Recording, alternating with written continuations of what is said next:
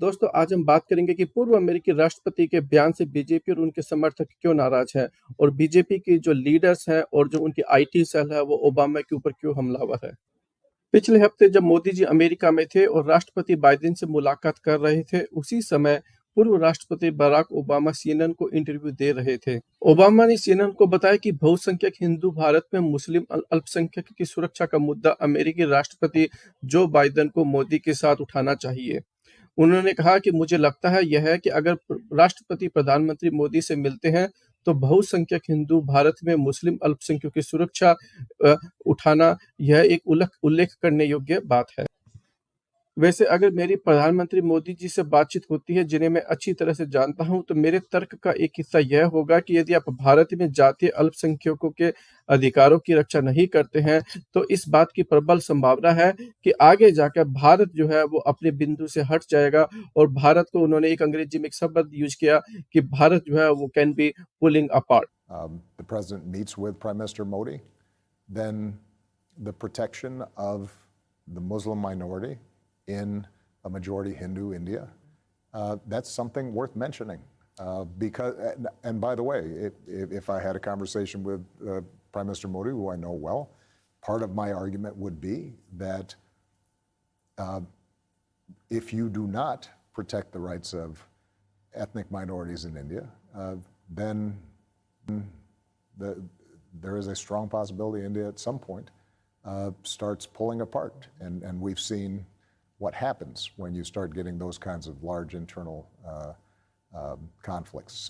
So that would be contrary to the interests not just of Muslim India, but also Hindu India. So I think it's important to be able to talk about these things honestly. You're never going to have things are never going to be as clean as you'd like, right? Because इसका मतलब ये होता है कि Obama ये कहना चाहते हैं कि अगर ऐसा ही चलता रहा तो आगे चलकर भारत जो है उनकी कम्युनिटीज के बीच में एक इंटरनल कन्फ्लिक्ट हो सकता है और भारत जो है वो आर्थिक विकास की दर से भटक सकता है और उसका खामियाजा जो है वो बहुत हिंदू और मुस्लिम और जितने भी पब्लिक है, चाहे वो कोई भी रिलीजन की हो, कोई भी कास्ट हो, सबको भुगतना पड़ेगा। जैसे ही राष्ट्रपति ओबामा ने अपना ये स्टेटमेंट दिया, उससे भारत में बहुत बड़ी हलचल मच गई। पीएम मोदी जो है ओबामा को मित्र कहकर बुलाते थे, उनके नेता और मंत्री जो है ओबामा पर तुरंत हमलावर हो गए। हैदराबाद हाउस के शानदार गार्डन में चहलकदमी करते देखा, गजब की गर्मजोशी दिखी। मोदी ने खुद राष्ट्रपति को चाय बनाकर पिलाया, दुनिया देख रही थी। मीडिया से बात करने सामने आए तो पीएम मोदी ने रहस्य से पर्दा उठाया, बताया ओबामा अब मेरे दोस्त हैं। राष्ट्रपति बराक ओबामा को प्रधानमंत्री ने बराक कहकर संबोधित किया।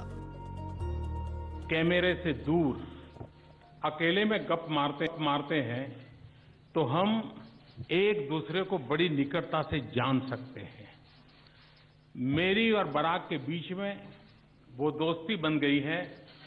उस खुलेपन के कारण हम आराम से फोन पे बात कर लेते हैं, हम आराम से गप मार लेते हैं, हंसी मजाक कर लेते हैं। सबसे पहले हिम्मत बिस्वा शर्मा ने ट्वीट किया कि भारत में कई हुसैन ओबामा हैं, हमें वाशिंगटन जाने पर विचार करने से पहले उनकी देखभाल को प्राथमिकता देनी चाहिए। असम पुलिस हमारी अपनी प्राथमिकताओं के अनुसार काम करेगी। वित्त मंत्री निर्मला सीतारामन ने तो यहाँ तक कह दिया कि ओबामा जो है उन्होंने 6 मुस्लिम देशों पर हमला किया था।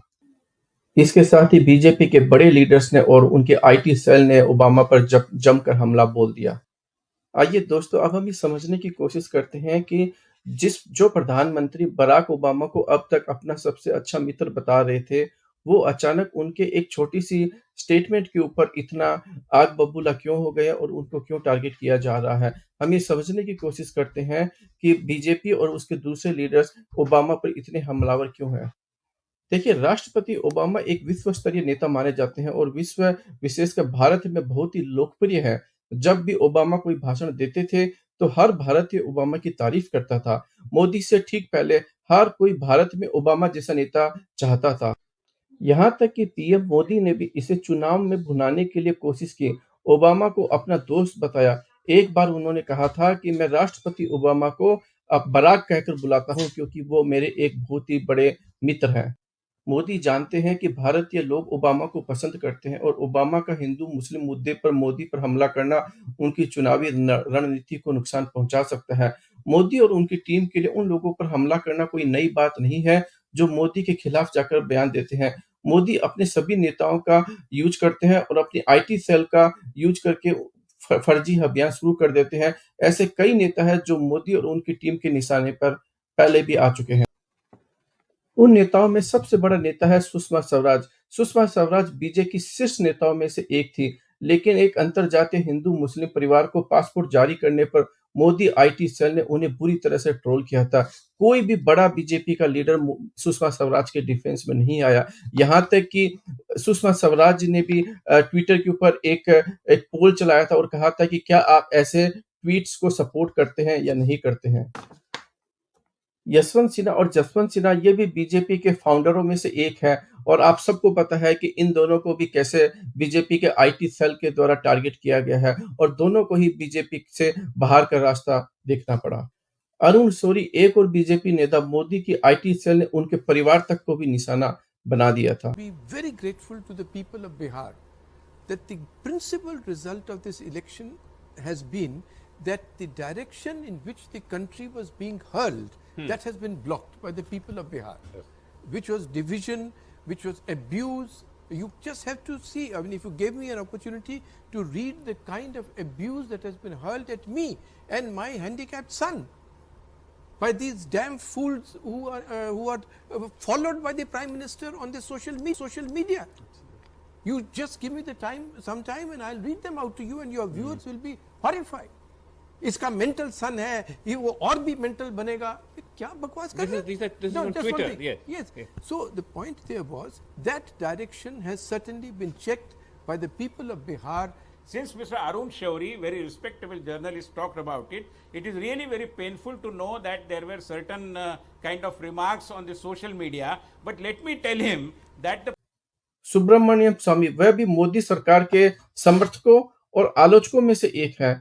उन्हें भी बीजेपी आईटी सेल से मुंह की खानी पड़ी थी।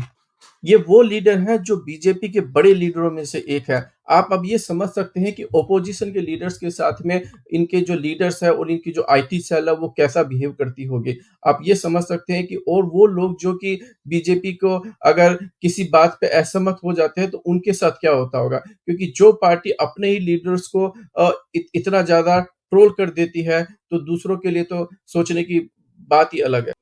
1 साल तक फार्मर्स का प्रोटेस्ट चला, लेकिन मोदी सरकार जो है वो टस से मस नहीं हुई और किसानों के साथ में किसी भी तरीके से कॉम्प्रोमाइज़ करने से बिल्कुल ही मना कर दिया।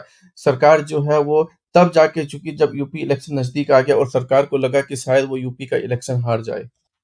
इसी तरीके से पहलवानों का बृजभूषण के खिलाफ प्रोटेस्ट भी जो है काफ़ी लंबे समय से चल रहा है और मोदी सरकार जो है वो अपनी आईटी सेल के द्वारा जो पहलवान जो है प्रोटेस्ट कर रहे हैं, उनके खिलाफ जो है वो कोई न कोई फेक अभियान चलाते रहते हैं। इससे एक बात और पता चलती है कि जो भी बीजेपी के खिलाफ बोलता है, बीजेपी जो है उसके खिलाफ जो है बहुत ही बुरी तरह से हमलावर हो जाती है। अभी मणिपुर के अंदर हिंसा चल रही है। कोई प्रधानमंत्री का मणिपुर से रिलेटेड एक भी स्टेटमेंट नहीं आया। वहाँ से 150 से ज़्यादा लोग मर चुके हैं। वहाँ के जो यूनियन गवर्नमेंट के जो केंद्रीय मंत्री हैं, उनका घर तक जला दिया गया। उन्होंने भी ये कहा यहाँ तक कह दिया है कि यहाँ पर बिल्कुल ही लॉलेस सिचुएशन है। उसके बावजूद मोदी जो है उनके तरफ से कोई भी स्टेटमेंट नहीं आता है। नहीं तो अभी तक कोई न कोई एक नेशनल लेवल का एक स्टेटमेंट आ जाना चाहिए। दोस्तों इन सारी बातों से एक बात ज़रूर पता चलती है कि जो लोग भी मोदी के चाहे सपोर्टर ही क्यों ना हो, लेकिन कभी अगर वो मोदी गवर्नमेंट से असहमत हो जाते हैं, तो उनको बुरी तरह से ट्रोल कर दिया जाता है और उनके ऊपर बीजेपी जो है बुरी तरह से हावी हो जाती है और उनको एक तरीके से उनके खिलाफ एक अभियान स्टार्ट हो जाता है। आप बताइए आपको ये वीडियो कैसे लगा? अपनी राय कमेंट सेक्शन में हमें ज़रूर बताइएगा।